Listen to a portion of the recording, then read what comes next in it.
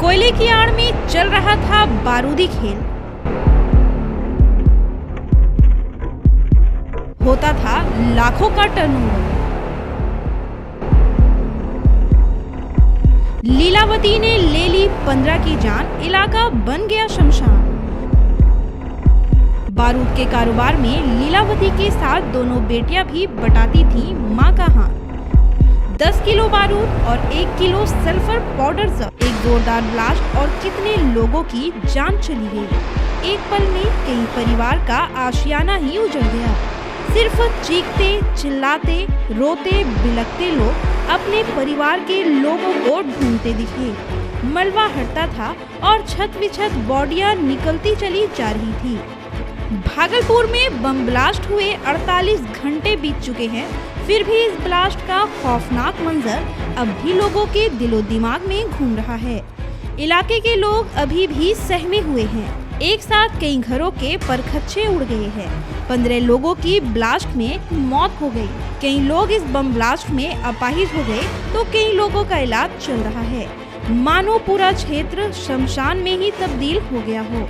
लेकिन सवाल यह है कि आखिर ऐसी रिहायशी इलाके में इतनी बड़ी घटना हो कैसे गई। यहाँ पर हम लोग शिक्षित आदमी है। यहाँ पर एक फैमिली जो फोर जनरेशन से ये लोग यही बिजनेस करता है आर्म्स का, और ये सब बम बनाता है, ये बनाता है। एक बार और भी हुआ था 2 साल कबल, कोई एक्शन नहीं हुआ। और अभी 3 मंजिला बिल्डिंग उन लोग का ध्वस्त हो गया।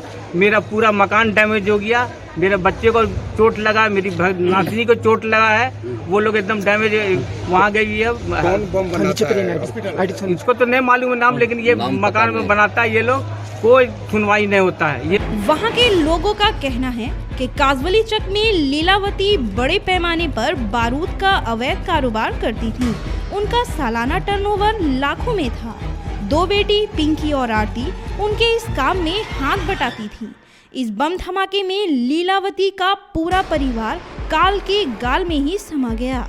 साथ ही पिंकी, जो लीलावती की बड़ी बेटी थी, उनके 2 बच्चे प्रियांशु और आयांश की भी मौत हो गई। वहां की स्थानीय महिला बताती हैं कि लीलावती के पति की मौत 25 साल पहले ही हो चुकी थी। तब से वह अपनी दोनों बेटियों के साथ अकेले ही रहती थी।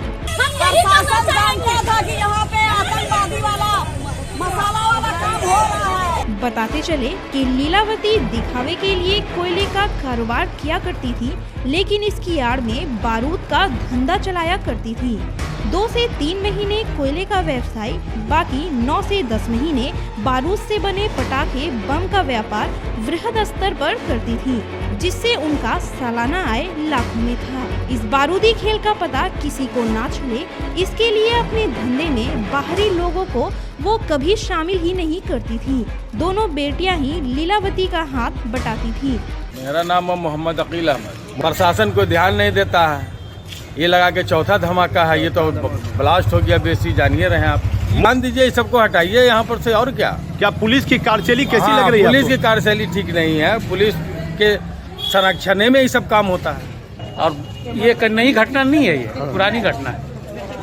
चौथा पुलिस तो आई, पुलिस जो आई उसको जो करना था वो कर रही है। और अभी तक तो सब रास्ता ब्लॉक किए हुए हैं लोग। लीलावती के बारूदी व्यापार को लेकर कई सवाल उठते हैं।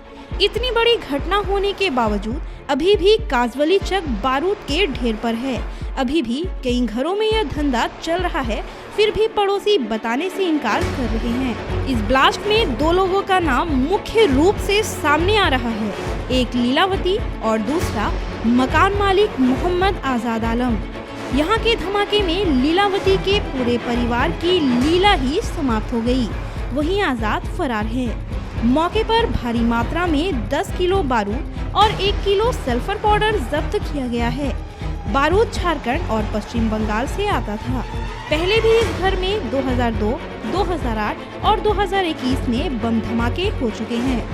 यहाँ पर काजवली चक में जो ब्लास्ट हुआ था, यहाँ से हम लोगों को सूचना मिली थी कि इस पड़ोस में एक गुड्डू मंडल उर्फ अशोक मंडल नाम का व्यक्ति भी ये काम करता है, और उसके यहाँ पे भी पटाखे बनाने का सामान और बारूद रखा हुआ है। तो अभी उसके यहाँ तलाशी हुई है। उसका बहनोई का यहाँ बगल में घर है, उसके यहाँ भी तलाशी हुई है। तो दोनों जगह पे पटाखे बनाने का बारूद और अन्य सामग्री मिली है। घर पे सब लोग फरार हैं ताला मार के। तो इसमें ये सूचना सही निकली है और यहाँ से बरामदगी के आधार पर इनके खिलाफ अब केस दर्ज किया जाएगा विस्फोटक पदार्थ अधिनियम में और इनकी गिरफ्तारी के लिए भी छापेमारी कराई जाएगी। 2 घरों में यहाँ पर अभी तलाशी हुई है, टीम ने 2 घरों में बरामदगी की है। कैसे इतने दिनों से रिहायशी इलाकों में बम बारूद का काम खुलेआम धड़ल्ले से चल रहा है? आखिर इसके पीछे कौन है? प्रशासन क्यों है मौन? पड़ोसी क्यों कुछ बताने से डर रहे हैं? कैसे आता है भारी मात्रा में बारूद जब रद्द था लाइसेंस? भागलपुर में दर्जनों बम धमाके, फिर भी इस पर कोई ठोस कदम क्यों नहीं? आखिर कब तक ऐसे खौफनाक मंजर का आलम चलता रहेगा?